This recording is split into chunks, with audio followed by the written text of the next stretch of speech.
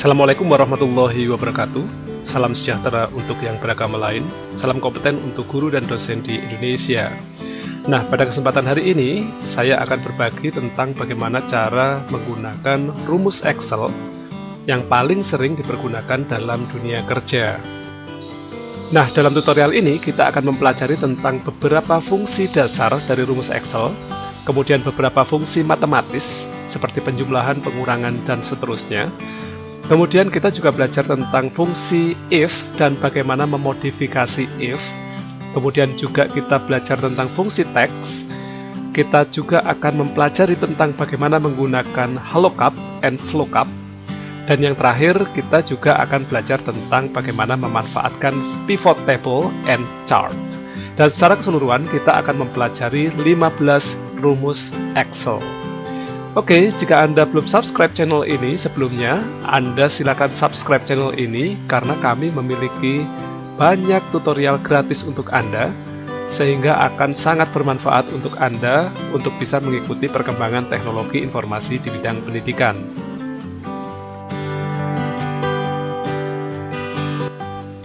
Oke, di topik pertama kita akan belajar tentang beberapa fungsi Excel dasar. Mungkin beberapa dari Anda sudah pernah mencobanya, tapi tetap akan saya sampaikan. Beberapa fungsi ini sering kita pergunakan ya, seperti tambah, kurang, bagi, kali, pangkat, akar, kemudian juga menghitung jumlah, kemudian rata-rata, minimal, maksimal, dan seterusnya. Jadi untuk fungsi matematis ada di sebelah kiri, kemudian fungsi Excel-nya ada di sebelah kanan. Cara memasukkannya gampang. Misalkan di sini adalah X kurangi Y, maka kita tuliskan saja sama dengan X dikurangi Y. Untuk perkalian kita gunakan bintang ya, jadi X bintang Y. Kemudian untuk pangkat kita gunakan simbol yang ada di atas angka 6 dengan menggunakan shift.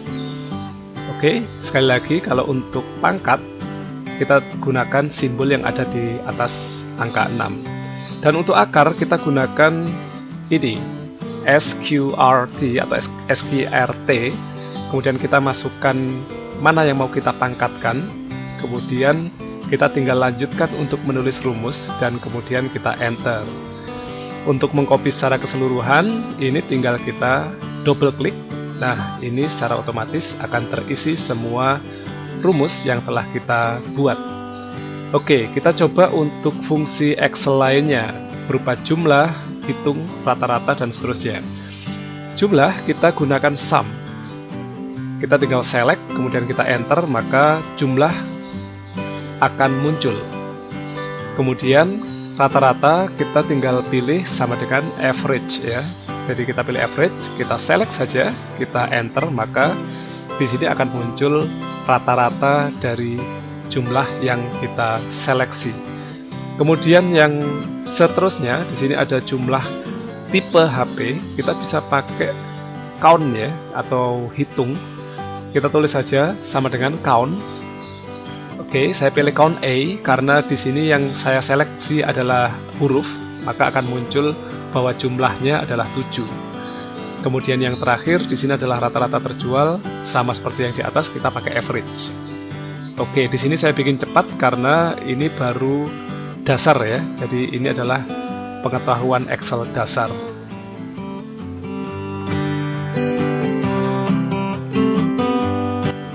Nah, untuk fungsi Excel lanjutan, untuk fungsi matematis ya, di sini kita coba untuk menggunakan F4 atau pengunci sel atau biasa juga disebut dengan absolute ya.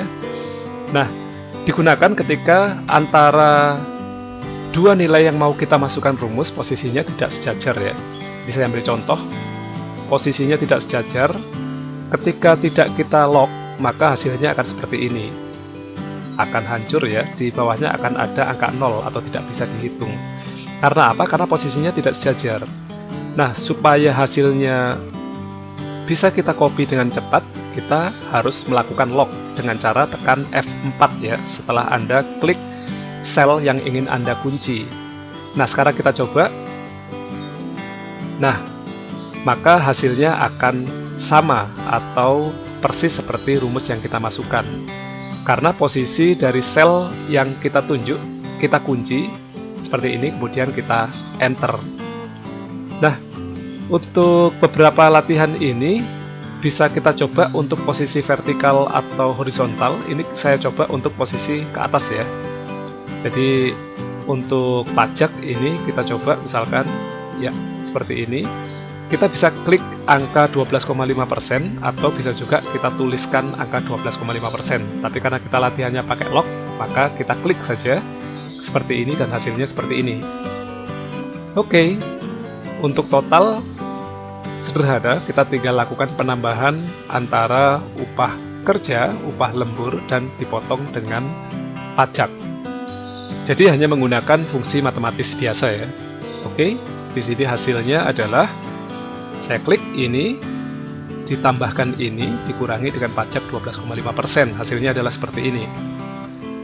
Oke, yang terpenting dari sesi ini adalah Anda belajar tentang bagaimana cara mengunci sel ya, yaitu dengan menggunakan tombol F4 atau absolute ya.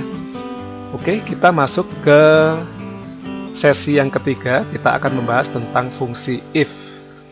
Di dalam menggunakan fungsi if, sebetulnya tidak terlalu susah.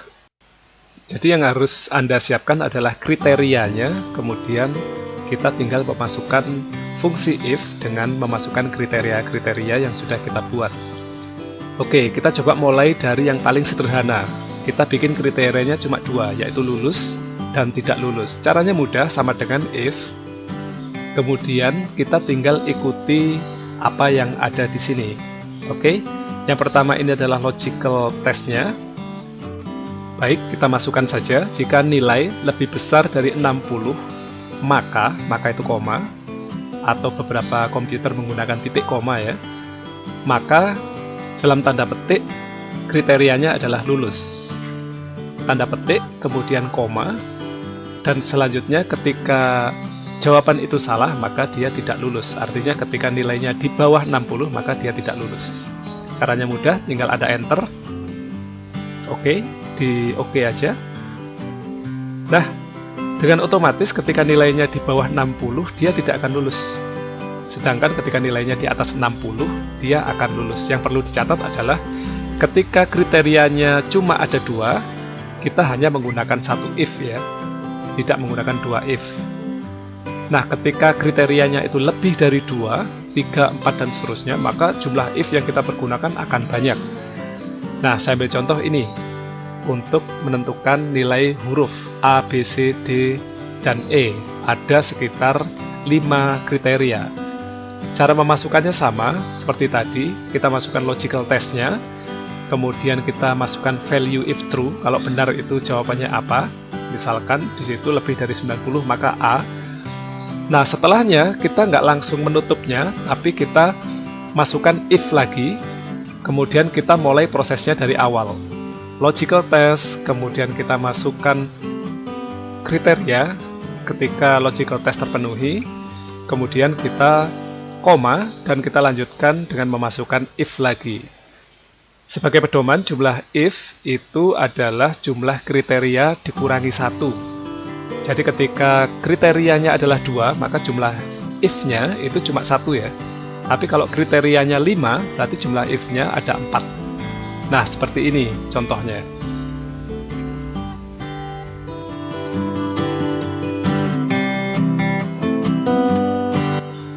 Oke, selanjutnya kita akan belajar tentang bagaimana memodifikasi if. Karena if itu bisa digandeng dengan count if, atau bisa digandengkan dengan sum, menjadi sum if. Bisa juga digandengkan dengan left, right, dan seterusnya, if left, if right, dan seterusnya. Oke. Nah, sekarang kita coba untuk menggunakan fungsi if yang dimodifikasi dengan count. Oke. Nah, ini adalah contoh ilustrasinya ketika ini kita mengerjakan soal seperti ini. Oke, kita coba jawab pertanyaan yang pertama. Jumlah peserta secara keseluruhan. Ini sama seperti tadi ya, kita bisa pakai count atau count A, tergantung area mana yang kita seleksi. Oke.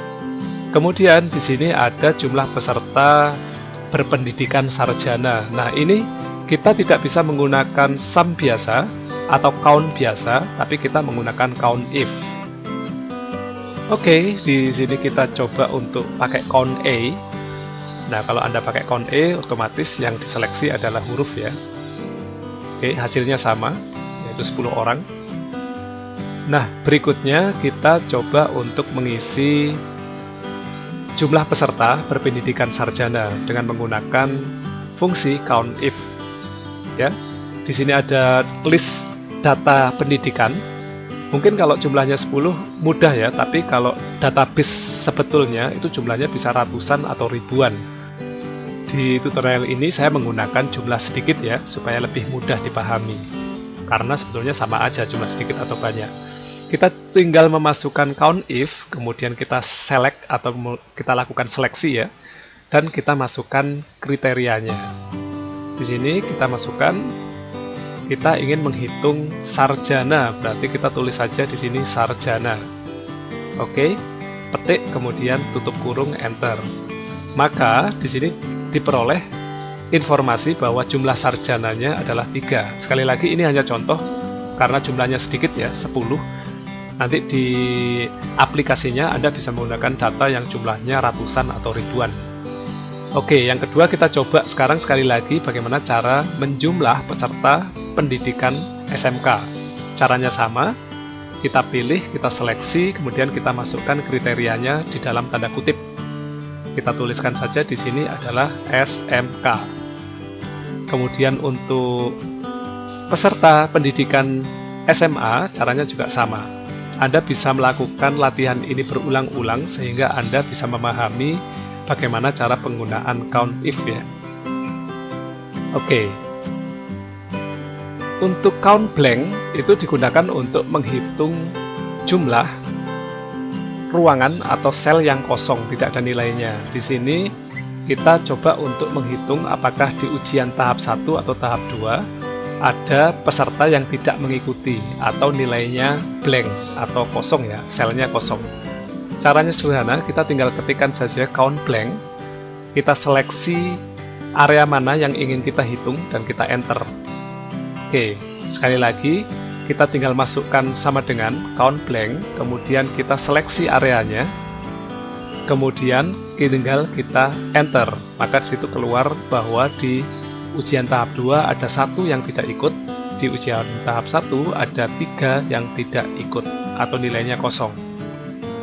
Kita juga bisa menggunakan count if dengan memodifikasi, memasukkan kriteria, yaitu di sini ada keterangan bahwa jika nilainya di atas 90, misalkan dia lulus, atau nilainya di bawah 60, dia tidak lulus.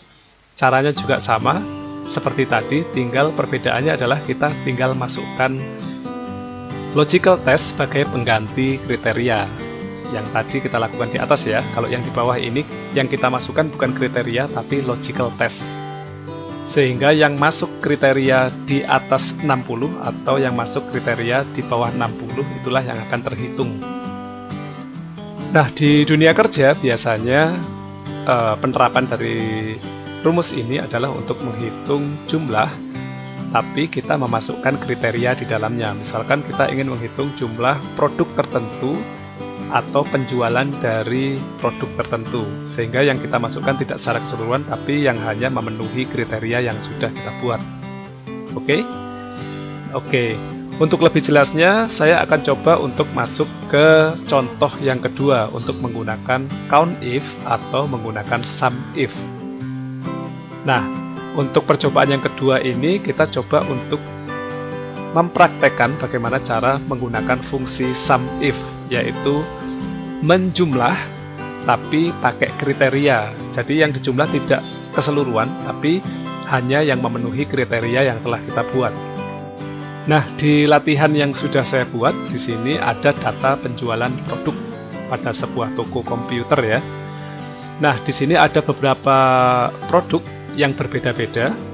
Ada mouse, ada keyboard, ada laptop, ada beberapa yang lain ya, misalkan monitor, prosesor, dan lain-lain. Kita akan mencoba untuk menghitung jumlah penjualan, tapi tidak secara keseluruhan, melainkan kita menggunakan kriteria tertentu. Saya ambil contoh yang pertama. jumlah seluruh barang terjual. Otomatis ini hanya sum biasa ya. Nah, ini untuk membedakan antara sum biasa dengan sum if. Yang kedua adalah jumlah transaksi penjualan. Kita bisa pakai count. Ini mengulang yang tadi ya. Jadi kita tinggal masukkan sama dengan count dan seterusnya. Oke. Nah, untuk soal nomor 3, di situ ada jumlah mouse terjual. Perlu diingat bahwa di sini ada beberapa jenis barang, termasuk juga jumlah transaksinya. Kalau kita pakai sum biasa, ini nggak akan ketemu jumlahnya. Otomatis kita harus pakai sum if. Nah, caranya seperti apa? Anda bisa menggunakan sama dengan sum if, kemudian Anda tinggal ikuti perintah yang ada di situ. Yang pertama adalah kita harus menseleksi keterangannya, kemudian kita lanjutkan saja dengan koma. Yang kedua, kita harus menseleksi nilainya atau jumlahnya. Jumlahnya ya, tapi jangan lupa bahwa keterangan atau kriteria harus kita masukkan dalam tanda kutip, koma, kemudian kita seleksi jumlahnya. Kalau Anda kesulitan mengikuti, Anda bisa mengikuti teks yang ada di bawahnya ya. Jadi step by step, kita bisa mengikuti perintah yang ada di rumus Excel. Dan jangan lupa jika ada keterangan yang kurang jelas atau Anda tidak bisa mengikuti tahapan demi tahapan dari tutorial ini, Anda bisa menuliskannya di kolom komentar, sehingga nanti kami bisa mencoba untuk menjelaskannya secara lebih mendetail. Oke?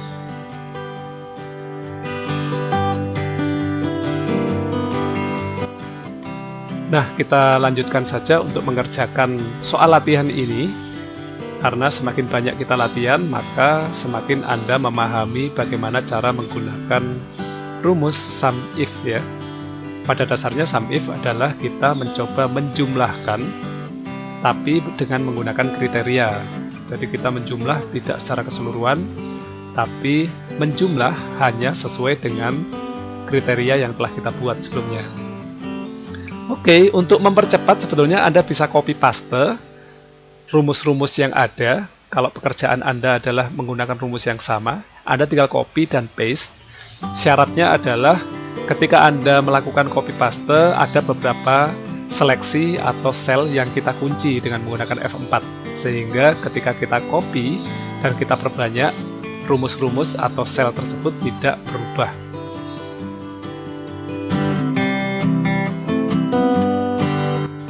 Nah, untuk latihan 5, ini akan kita pelajari bagaimana cara menggunakan fungsi if text. Fungsi if text ini dipergunakan untuk membuat data atau kode, atau juga untuk membagi kode menjadi penjelasan-penjelasan tertentu. Nah, di sini saya contohkan kita memiliki kode barang, tapi kita tidak tahu bahwa kode itu artinya apa. Makanya di sini kita tuliskan rumus, sehingga ketika kode itu muncul, maka akan muncul penjelasan setelahnya. Oke, saya ambil contoh, ketika kode muncul akan muncul nama suppliernya siapa, jenis barangnya apa. Nah, caranya adalah dengan menggunakan rumus pembacaan kode menggunakan if left, if right, atau if mid. If left artinya kita menghitung jumlah angka atau huruf yang ada di sebelah kiri. Kalau if right artinya kita mencoba untuk mengartikan angka atau huruf yang ada di sebelah kanan. Sedangkan if mid adalah untuk mengartikan kode, angka atau huruf yang ada di tengah-tengah. Jadi kalau kita lihat kode ini, ada huruf awal, ada huruf akhir, dan juga ada angka di tengahnya. Sebagaimana kode yang biasa dipergunakan untuk kode barang ataupun kode transaksi ya. Oke, ini saya percepat aja. Nanti ketika Anda membutuhkan lebih detail, Anda bisa memperlambat tayangan video ini sehingga Anda bisa mengikutinya step by step. Nah, caranya cukup mudah. Anda tinggal ketikkan if left jika Anda ingin mengartikan kode yang ada di sebelah kiri. Kita masukkan jumlah angka atau hurufnya berapa. Kemudian kita masukkan jika logika itu terpenuhi, maka artinya apa. Seperti itu. Begitu juga kalau sebelah kiri kita masukkan if right, atau sebelah kanan ya, kalau if right, itu kita masukkan logical testnya, kita masukkan kriteria atau maknanya, kemudian kita pilih kira-kira angka atau jumlah angka atau huruf yang akan kita artikan itu jumlahnya berapa. Tentunya sesuai dengan kode yang telah kita buat ya. Oke, kita lanjutkan lagi. Ini masih terkait dengan bagaimana cara memodifikasi teks dengan menggunakan rumus. Oke, ketika kita menemukan ada kode, maka kita akan menemukan bagian-bagian dari kode. Biasanya kode itu terbagi menjadi bagian part pertama, awal, tengah, dan akhir.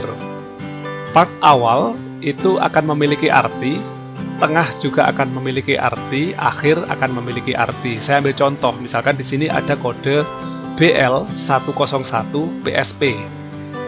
BL bisa juga itu kode transaksi, kemudian 101 adalah kode barang, kemudian PSP adalah kode supplier atau kode jenis barang. Itu terserah kita, bagaimana cara kita membuat sebuah kode. Intinya, di materi ini kita tinggal memasukkan sebuah kode dari yang awalnya utuh menjadi pecah, atau dari awalnya terpisah-pisah, jadi 3 bagian, menjadi 1. Untuk menggabungkan kita pakai concatenate rumusnya, kemudian untuk memecah bagian kiri kita pakai left, untuk mengambil bagian tengah kita pakai mid, dan untuk mengambil sebelah kanan kita pakai right. Jadi yang kita pergunakan adalah fungsi-fungsi yang ada di bagian atas tabel ya. Di situ sudah disebutkan fungsi teks itu bisa pakai fungsi left, right, mid, and dan seterusnya. Oke, ini masuk ke pembahasan ke-6 adalah pivot tabel. Pivot tabel ini sangat sering kita pergunakan karena sangat mudah untuk bisa membaca tabel ya. Kalau kita punya tabel banyak seperti ini, tentunya akan sulit untuk membedakan. Apalagi kita menemukan beberapa informasi di dalam tabel atau data yang jumlahnya besar. Nah, untuk solusinya, Anda bisa membuat tabel tersebut menjadi pivot. Caranya seperti apa? Cukup sederhana, Anda tinggal select atau seleksi tabel tersebut. Jangan lupa bahwa yang diseleksi adalah mulai dari kepala tabel atau namanya sampai ke bagian isi tabel. Seperti ini. Kemudian Anda pilih insert. Kemudian di sini Anda pilih pivot table. Nah, tampilan dari pivot tabel seperti ini. Mungkin beberapa dari Anda sudah familiar. Cara penggunaannya gampang, Anda tinggal centang informasi yang ingin Anda ketahui, maka akan muncul informasi tersebut. Kita bisa centang lebih dari 1, kita bisa hilangkan atau ganti, seperti ini, atau kita juga bisa mengetahui jumlahnya dengan cara kita drag salah satu informasi menuju ke value atau jumlah, maka hasilnya seperti ini. Dalam pivot tabel kita bisa mengganti informasi mana yang posisinya vertikal dan informasi mana yang posisinya horizontal. Jadi ada di kolom atau ada di baris. Anda tinggal pilih. Ketika Anda ingin informasi tersebut ada di kolom, Anda tinggal drag menuju kolom. Ketika Anda ingin mengetahui informasi tersebut ada di sisi baris, maka Anda tinggal drag seperti ini. Jadi pivot tabel sangat mudah dan sangat membantu Anda untuk bisa membaca tabel atau data yang awalnya jumlahnya banyak, apakah itu ratusan atau ribuan, menjadi sangat sederhana.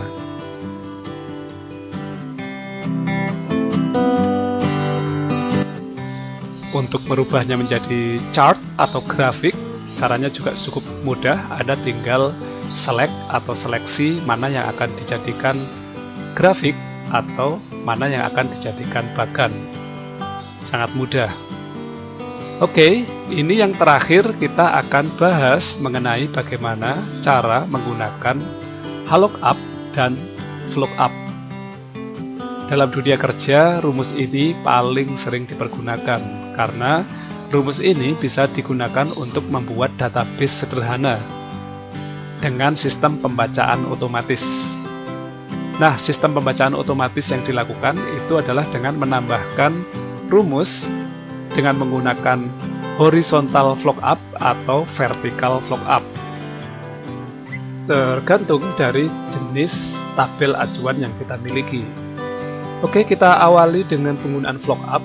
Kita tinggal masukkan aja sama dengan VLOOKUP, kemudian kita masukkan nilainya. Kemudian kita tinggal melakukan seleksi tabel yang akan dijadikan acuan dan diakhiri dengan pemilihan false. Oke, sehingga hasilnya seperti ini. Baik, kita coba sekali lagi. Kita masukkan rumus sama dengan VLOOKUP, kemudian kita klik lookup value-nya atau nilai yang dijadikan acuan, koma, kemudian kita tinggal seleksi tabel acuannya. Koma, kemudian kita masukkan di situ adalah kolom index number-nya dan kita pilih false. Oke, kita copy ke bawah, sudah selesai. Selanjutnya kita bisa melakukan langkah yang sama untuk mengerjakan soal yang ada di samping sebelah kanan dan seterusnya. Kita masukkan VLOOKUP, lookup value, kemudian kita seleksi tabel yang menjadi acuan. Kita pilih kolom index number-nya dan kemudian kita pilih false. Sekali lagi, kita seleksi, kemudian kita pilih kode nomornya, kita tulis 4 di sini, kemudian kita pilih false. Oke, kenapa kita pilih false? Karena kita ingin hasilnya exactly match atau persis sama seperti tabel acuan yang telah kita buat. Oke. Nah, bagaimana kalau kita menggunakan VLOOKUP atau versi horizontal? Caranya mudah, Anda tinggal masukkan VLOOKUP atau horizontal VLOOKUP. Selanjutnya sama dengan yang tadi, lookup value, kita seleksi tabel horizontalnya, kita masukkan kolom index number-nya. Oke, dan terakhir kita tutup dengan false. Maka di sini akan muncul hasil pembacaan tabel horizontal yang telah kita buat. Nah, dengan demikian tutorial kita lengkaplah sudah. Kita sudah membuat fungsi dasar, kita sudah menggunakan beberapa fungsi matematis, fungsi if dengan modifikasinya, kemudian fungsi text, kemudian kita juga sudah mempelajari tentang bagaimana cara membuat pivot table dan bagaimana menggunakan VLOOKUP dan VLOOKUP. Oke, selamat mencoba. Jika ada pertanyaan silakan tulis di komentar. Wassalamualaikum warahmatullahi wabarakatuh.